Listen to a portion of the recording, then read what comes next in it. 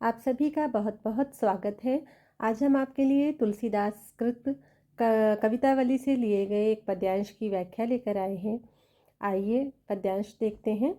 डिगति उर्वी अति गुर्वी सर्व पब्बे समुद्र सर ब्याल बधिर तिहि काल विकल दिगपाल चराचर दिग्यंध लरखरत परत दस कंठ मुख भर सुर विमान हिम भानु भानु संगठित परस्पर चौके विरंची शंकर सहित कूल कमठ अहि कलमल्यो ब्रह्मांड खंड कियो चंड धुनि जबहि राम शिव धनु दल्यो।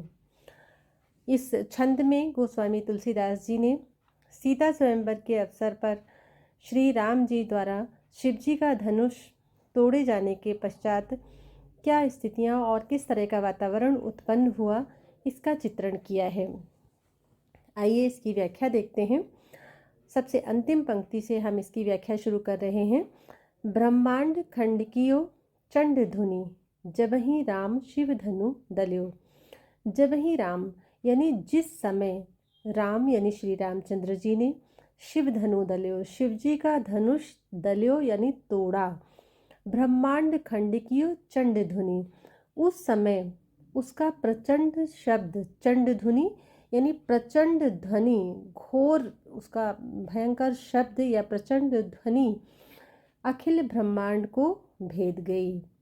तो तुलसीदास जी इसमें कह रहे हैं कि जिस समय श्री रामचंद्र जी ने शिव जी का धनुष तोड़ा, उस समय उसका प्रचंड शब्द ब्रह्मांड को भेद गया या ब्रह्मांड को विदीर्ण कर गया, और उसके आघात से, उस प्रचंड ध्वनि से और उस ध्वनि के आघात से, ऊपर वाली पंक्ति से अब हम इसका अर्थ लेंगे।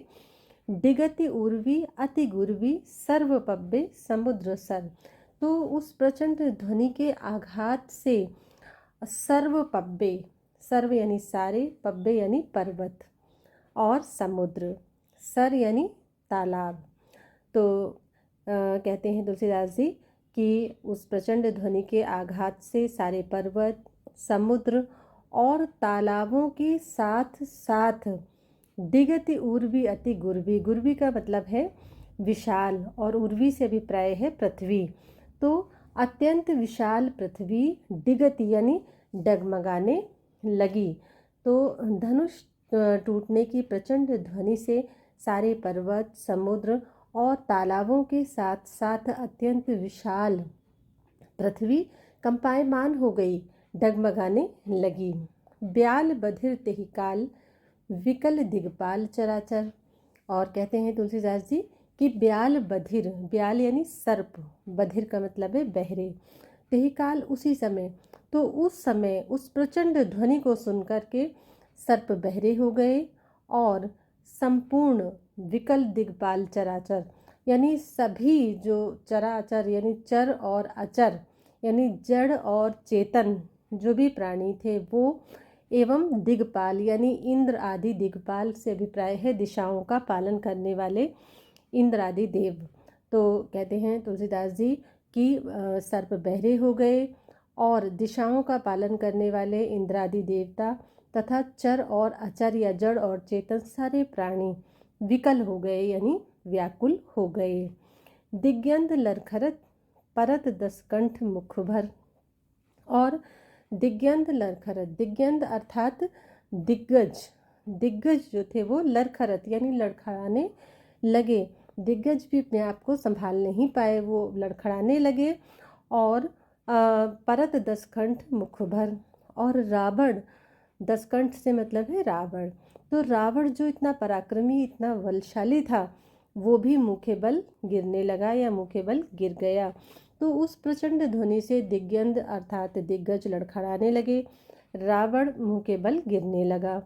सुर विमान हिम भानु भानु संगठित परस्पर, और क्या हुआ कि सुर विमान यानी देवताओं के विमान, हिम भानु यानी चंद्रमा और भानु यानी सूरज या सूर्य, संगठित टकराने लगे परस्पर आपस में। तो इतनी प्रचंड ध्वनि हुई कि पूरा ब्रह्मांड, धरती, तीनों लोक जो है वो कंपायमान हो गए, अस्त व्यस्त हो गए। और उसी का परिणाम क्या हुआ कि देवताओं के विमान, चंद्रमा और सूरज ये आकाश में परस्पर टकराने लगे।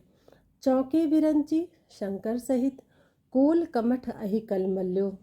और क्या हुआ कि चौके विरंची शंकर सहित, विरंच से मतलब है ब्रह्मा जी, शंकर यानी शिव जी। तो शिव जी सहित ब्रह्मा जी चौंक पड़े, यानी आश्चर्यचकित हो गए, आश्चर्य में पड़ गए कि ये कैसी ध्वनि है और कैसी अस्त व्यस्तता है। तो शिव जी सहित ब्रह्मा जी आश्चर्यचकित हो गए। और कोल कमठ अहि कलमल्यो, तथा कोल यानी बाराह, कमठ यानी कच्छप, और अहि यानी सर्प, यानी यहाँ पर शेषनाग से भी प्राय है। तो कलमल्यो, कलमल्यो से मतलब है कुलमुलाने लगे, हड़बड़ाने लगे, एकदम व्याकुल हो गए। तो बाराह, कच्छप और शेषनाग, जिन पर कहा जाता है कि पृथ्वी का भार है, तो ये भी डगमगाने लगे, कुलमुलाने लगे या कसमसाने लगे। तो उससे क्या हुआ कि पृथ्वी, ऊपर ही उन्होंने कहा है कि पृथ्वी कंपायमान हो गई, डिग गई। तो इसी चीज़ को इन्होंने कह दिया कि क्योंकि बाराह और कच्छप और शेषनाग भी कुलमुलाने या कसमसाने लगे, व्याकुल हो उठे। इस पद्यांश में ये जो है वो छप्पे छंद है, और इसमें एक भयपूर्ण वातावरण का तुलसीदास ने चित्रण किया है। इसमें ओज गुण है और ध्वन्यात्मकता भी है, और भाषा इसकी ब्रज है। आप सभी का बहुत बहुत धन्यवाद।